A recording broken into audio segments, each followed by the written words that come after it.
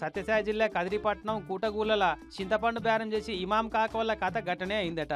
బ్యాంకులకెళ్ళి 70,000 డ్రా చేసుకొని ఈ స్కూటీ బండి డిక్కిలో పెట్టిరట. వస్త తొవ్వల సూపర్ మార్కెట్ ముంగట బండాపి ఏదో కొందామని పోయి మళ్ళొచ్చేటాలకు ఇల్లు గాలినంత పని అయింది. డిక్కీ తెరిచిపెట్టి ఉందట. చూస్తే లోపల పెట్టిన 70,000 మాయం. కథం ఎవరో దొంగలు మా కొంప ముంచిర్రో అని బొబ్బ పెట్టి కదిరి పోలీస్ స్టేషన్ కు పోయి కేసు పెడితే బ్యాంకు ముంగట పైసలు డిక్కీలో పెడుతుంటే చూసిన వాళ్ళే ఈ పని చేసిరని పోలీసు వాళ్ళు గుర్తుపట్టిరు. ఇగో ఈ బద్మాషి వాళ్ళేనట పైసలు ఎత్తుకపోయిన వాళ్ళు. బండికి నెంబర్ ప్లేట్ లేదు, మొఖాలు కాని రాకుండా ఇద్దరికిద్దరు టోపీలు పెట్టుకున్నారు చూడు. సీసీ కెమెరాలు ఉన్న కాడల్లా మొఖాలు దాచుకుంటా పోతున్నారు.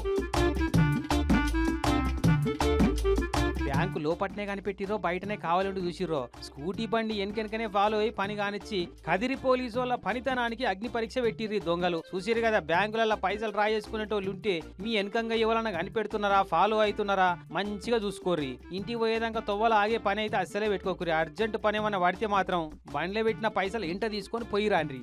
ఏం మన పైసలు ఇవ్వడరా తీసుకుపోయేది అనే ఓవర్ కాన్ఫిడెన్స్ తోని మాత్రం పోకుర్రి. పోతే గిట్లుంటది తర్వాత.